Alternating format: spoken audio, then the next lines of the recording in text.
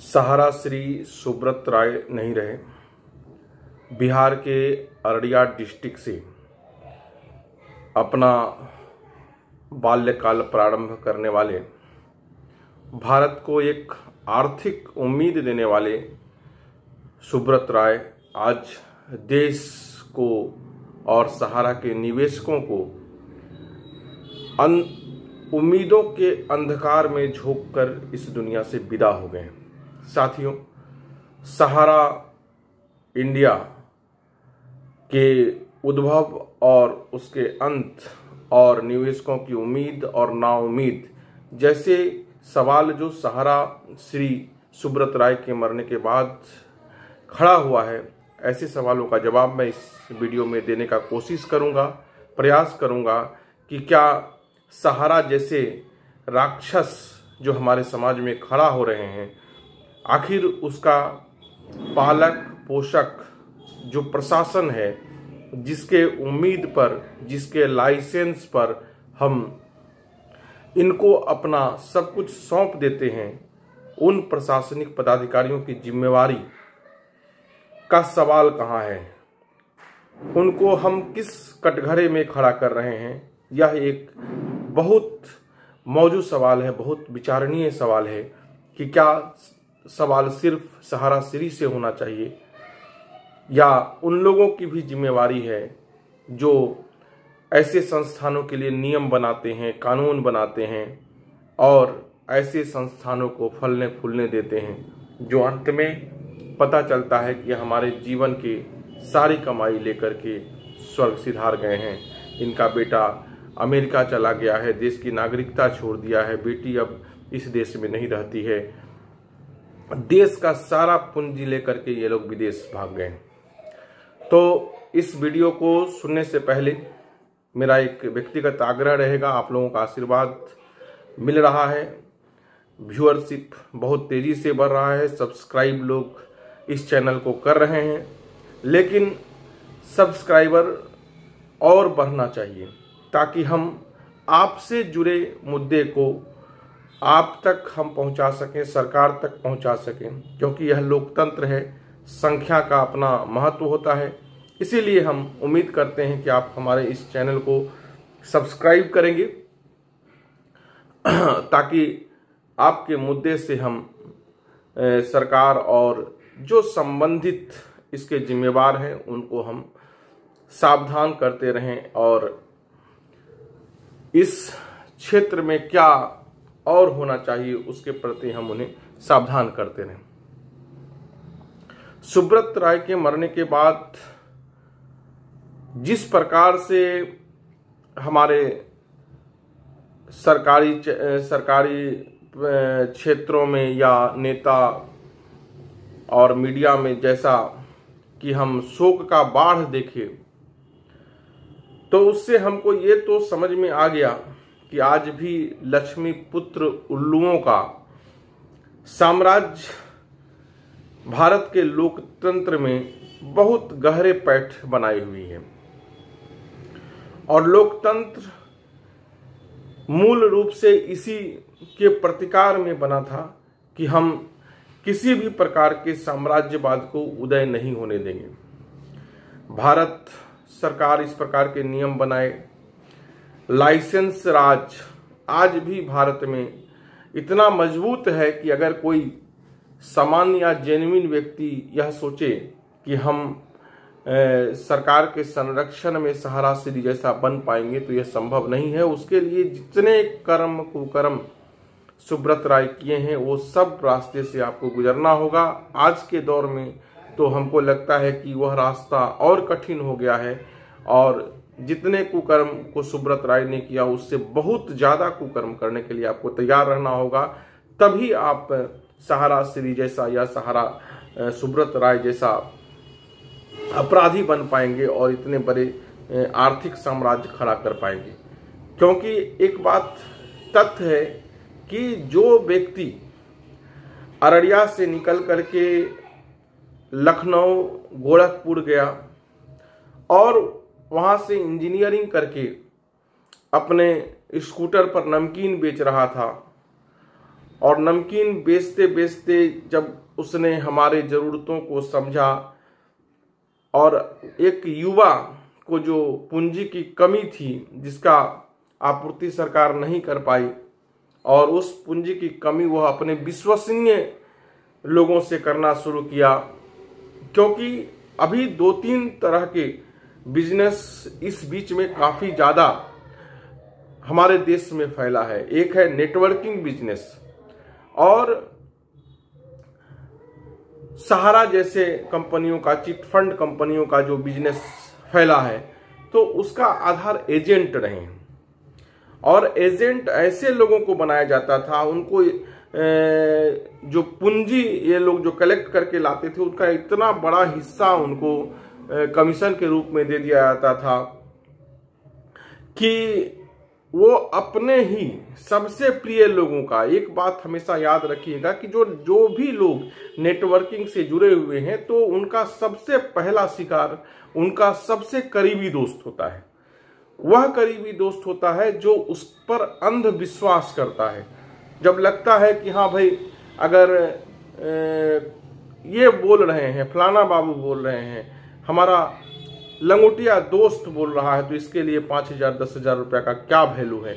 और यह 5,000 10,000 रुपया जब जमा होते होते जब हम भी लालच के बस में आ जाते हैं तो यही लाख हो जाता है, 2 लाख हो जाता है, 3 लाख हो जाता है। मैं बहुत लंबे समय से इस बात को हम ऑब्जर्व करते रहे हैं कि चूंकि हमारा एक सामाजिक और अपने मित्रों में एक विश्वास है, आस्था है, और ये लोग अक्सर मेरे पास सलाह लेने के लिए आते हैं और इसी विश्वास का सौदा करने के लिए कई नेटवर्क कंपनी, ऐसे नेटवर्क कंपनी हमारे पास में आए, ऐसे दोस्तों के साथ हमारे पास में आए, ये कहने के लिए कि आप सदस्यता शुल्क भी जमा नहीं कीजिए, वो हम कर देंगे, आप केवल अपने नाम का इस्तेमाल होने दीजिए। और ऐसे दावा करते थे। ऐसा मैं कोई भी नेटवर्किंग से जुड़ा हुआ लोगों को नहीं देखा जो ये कह रहा हो कि हाँ हम लाखों नहीं कमाते हैं, या कल हमने मर्सिडीज या रोल्स रॉय के लिए एडवांस नहीं कर दिया हो। ऐसे ही करीब करीब सभी मित्र आते थे और ऐसे दावा करते थे, लेकिन उनके पैरों का फटा हुआ जूता, उनके चमकदार सूट बूट के अंदर से झांकता उनका फटा हुआ गंजी इस बात को बहुत जोर शोर से बोलता था कि जो ये दावा कर रहे हैं वो सही नहीं है, सच्चाई नहीं है। और यही काम सहारा श्री ने विश्वास का सौदा किया और सबसे पहला जो इनका एजेंट था वह करीब 48 लोग थे और सहारा श्री उन्हीं लोगों को एजेंट बनाते थे जो लोग इसके निवेशक होते थे। प्रारंभ में ये हुआ कि आपके ही पैसे को लेकर के एजेंटों को कमीशन भी दिया जाता था और जिनका पैसा बकाया था उनके बकाया को भी भुगतान किया जाता था, जिसके कारण यह 48 की संख्या कब 13 करोड़ 14 करोड़ पार कर गया यह किसी को पता ही नहीं चला। और सहारा श्री दुनिया का सबसे बड़ा सहारा परिवार बनकर के उभरा। वह कोई छोटा सा बिजनेस भी शुरू करते थे तो वह विश्व का सबसे बड़ा उस क्षेत्र में एक प्रतिमान स्थापित कर लेता था। इस तरह की बातें होने लगी। हर चीज का एक लिमिट होता है, हर झूठ का एक उम्र होता है। सच्चाई अमर होती है, झूठ का उम्र होता है। यही वजह है कि शास्त्रों में कहा गया है कि सच जीतता है, अंत में जीतता है, क्योंकि सत्य अमर है। उसका बेसिक सिद्धांत यही है। अब जब एक लिमिट पर इनका सदस्यों की संख्या पहुंच गई, अब सहारा श्री पर वास्तविक रिटर्न का दबाव पड़ा। क्योंकि पहले क्या था कि आपका ही पैसा लेना था। मान लीजिए 1,000 रुपया हमको आपको वापस करना है। हमने आपको कहा कि आप 4 आदमी को इसमें जोड़िए, 4000 रुपया आया, 1000 हमने आपको कमीशन का दिया, 1000 आपको वापस किया, 2000 फिर कंपनी में निवेश के रूप में रह गया, जिसका कि इतना बड़ा साम्राज्य सहारा श्री ने खड़ा किया। क्योंकि 15 करोड़ निवेशक, एक अंदाज है, एक अनुमान है, 15 करोड़ निवेशक बहुत बड़ा होता है। अगर वो 1 रुपया देगा तो 15 करोड़ रुपया होगा, बस इतना ही आप समझ लीजिए। इस प्रकार से उनका साम्राज्य फैला था। और चूंकि सब लोग अपने ही विश्वास पात्र और जो लोग एकदम दिल से जुड़े हुए थे, ऐसे लोगों का निवेश इसमें था, तो इनका व्यवसाय और पूंजी बढ़ने में बहुत समय नहीं लगा। लेकिन बहुत जल्दी ही यह बात सामने आ गई कि अब जो है, अब कमाया हुआ पैसा निवेशकों को देना पड़ेगा। अब जो कंपनी की वास्तविक कमाई है उसका हिस्सा निवेशकों को देना पड़ेगा। तो सहारा श्री सुब्रत राय ने ये डिसीजन लिया कि अब निवेशक पैसा खुद जमा करेंगे। एजेंटों को उन्होंने इस व्यवसाय से बाहर कर दिया। यही होता है कि आपका इस्तेमाल खत्म, आपको बाहर कर दिया गया। अब क्या हुआ कि जो निवेशक थे, चूंकि हर जगह तो सहारा का ऑफिस था नहीं, तो वह समय पर पैसा नहीं जमा कर पाते थे, उन पर लगातार पेनल्टी बढ़ता जा रहा था। अब तक जो माहौल देश में सहारा श्री के पक्ष में था, सुब्रत राय के पक्ष में था, अब उनके ही एजेंट उनके खिलाफ माहौल बनाने लगे।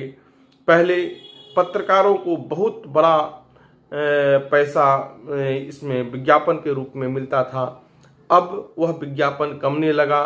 तो अब उनकी न्यूज, उनके खिलाफ न्यूज भी अब चलने लगा, जिसका परिणाम क्या हुआ कि अब जो सरकारी एजेंसी है, जो अब तक इनके मलाई पर उत्सव मना रहे थे, जो इनकी कमियों को छुपा रहे थे, इन पर कोई प्रशासनिक शास्ति नहीं कर रहे थे, अब वह भी अपने डंडा को लेकर के सहारा श्री के पीछे में घुमाना शुरू किया।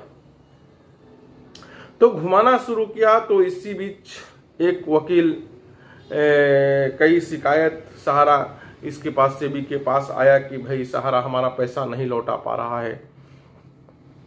तो सेबी इनको नोटिस देता है। नोटिस देने के बाद यह मामला सुप्रीम कोर्ट चले जाता है। सुप्रीम कोर्ट जाने के बाद इन पर कई प्रकार का प्रतिबंध लगता है, और प्रतिबंध लगने के बाद जो है सहारा का ये आज के समय में अधिकांश ऑफिस बंद हो गया है। तो किसी भी प्रकार का जब आप निवेश करते हैं तो उसकी वास्तविक परीक्षण करना बहुत जरूरी है, और इसकी उम्मीद हम अपने ग्रामीण अनपढ़ लोगों से हम नहीं कर सकते हैं। यह जिम्मेवारी निश्चित रूप से हमारे प्रशासनिक व्यवस्था का है, हमारे सरकार का है। और हम देखते हैं कि चाहे वो हर्षद मेहता का मामला हो, तेलगी का मामला हो, केतन पारीक का मामला हो, या सहारा श्री का मामला हो, इसमें हमारा प्रशासनिक अमला बिल्कुल गायब रहता है। अचानक से उभरता है जब हम कई सारे तथ्य इनके खिलाफ वहां जमा कर देते हैं। और जिस समय ये इस तरह की कंपनी बढ़ रहा होता है तो उनको लगता है कि सारा साम्राज्य हमारा है, सब हमारे सामने नतमस्तक है, हम जो चाहेंगे वही होगा। और इसका परिणाम क्या होता है कि यह उल जलूल, गलत सही सभी अच्छे, इसका परिणाम यह होता है कि ये लोग सभी अच्छे बुरे गलत सही रास्तों का इस्तेमाल करते हैं। और जब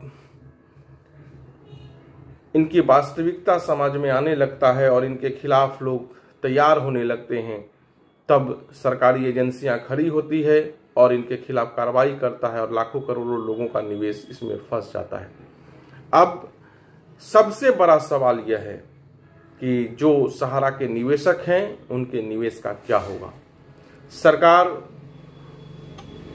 सहारा पोर्टल निकाल करके 10,000 रुपया इनको वापस करने का आश्वासन दे रही है, जिसमें समय समय पर कुछ CRCS का कुछ गलती होता है, कभी सोसाइटी का गलती होता है और कभी निवेशक का गलती होता है जिनके पास में पूरी जानकारी नहीं है, और यह कह करके उनके जो आवेदन है उसको प्रोसेस में दिखाता है, पेंडिंग में दिखाता है या रिजेक्ट कर देता है। तो सरकार को ऐसे एजेंटों को पकड़ना चाहिए जिनके माध्यम से इनका निवेश यहाँ आया था, और उन तक पैसा पहुंचाना, वापस करना, यह सरकार की जिम्मेवारी है। सरकार को हमेशा याद रखना चाहिए। आज के वीडियो में इतना ही कह करके मैं इसे यहीं समाप्त करता हूं। उम्मीद करता हूं आपको अच्छा लगा होगा। आप हमारे इस वीडियो को लाइक करेंगे, हमारे चैनल को सब्सक्राइब करेंगे और अधिक से अधिक लोगों को शेयर करेंगे, ताकि आपसी संगठन बना करके सरकार के खिलाफ, सरकार के व्यवस्थाओं के खिलाफ हम आवाज उठा करके इस प्रकार की कोई घटना दोबारा नहीं हो, इसके लिए सरकार को, अपने समाज को सावधान कर सकें। इतना ही कह करके जय हिंद, जय भारत।